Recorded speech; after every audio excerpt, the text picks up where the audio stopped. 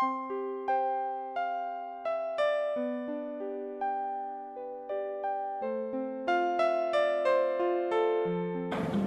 I don't know about you guys or you women when you were in high school, but when I was in high school, the thought of being mistaken for a boy was not exactly complimentary. But on that day, I thanked God for my short hair and flat chest. Because that saved us. So, we go home, we don't say much, we get back on with our lives. But for the next few weeks, I am nervous. I mean, I am so jumpy. Every time the phone rings, I think it's the police. Every time the major comes home from work, and if he's not looking quite happy, I'm thinking he got a call. But we get on the stage and we're singing along, first song, this joy that I have. So everybody's really happy and smiling, and I'm standing there and saying, uh-oh, my legs are about to give way up. And I'm going to fall. So I turn to the guy next to me and I say, Aaron, hold my hand because I'm going down. And he grabs me and I go down slowly before I fall.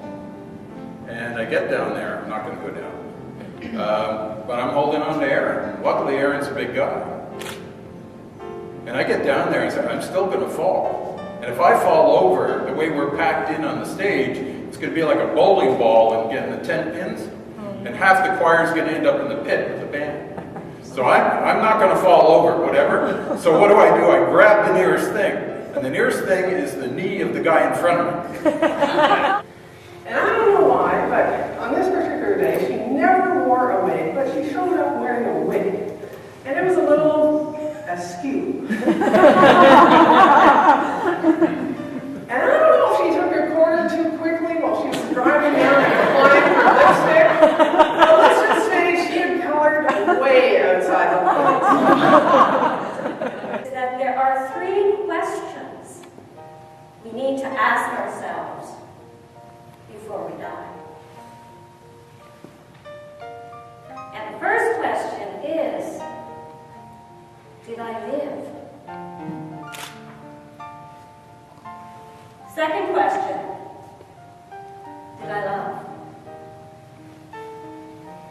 And the third question, and not necessarily the most important one, did I matter?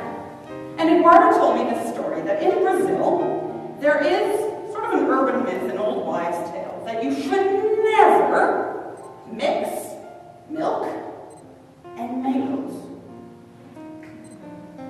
Milk and mangoes. And nobody really questions this. They just know that if you mix milk and mangoes, you'll die. You see, time speeds up when you're passionate.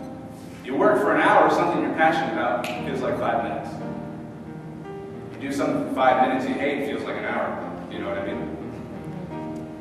I'll tell you a story. I worked at a hardware store, Carbondale, Illinois, USA, True Value hardware store, hated it. 16 years old. I was working in the nuts and bolts section. There was like 10,000 little drawers of nuts and bolts and nuts and washers and wing nuts. And I hated it. And I played this game to pass the time. I would look at the clock, figure out how much time I had left to work, then I would do other things, and I wouldn't look back until I had to. So one day I looked back, I looked at the clock, 15 minutes to closing time. 4:45. And I go back and I stack a couple nuts and a couple washers and I move a few drawers.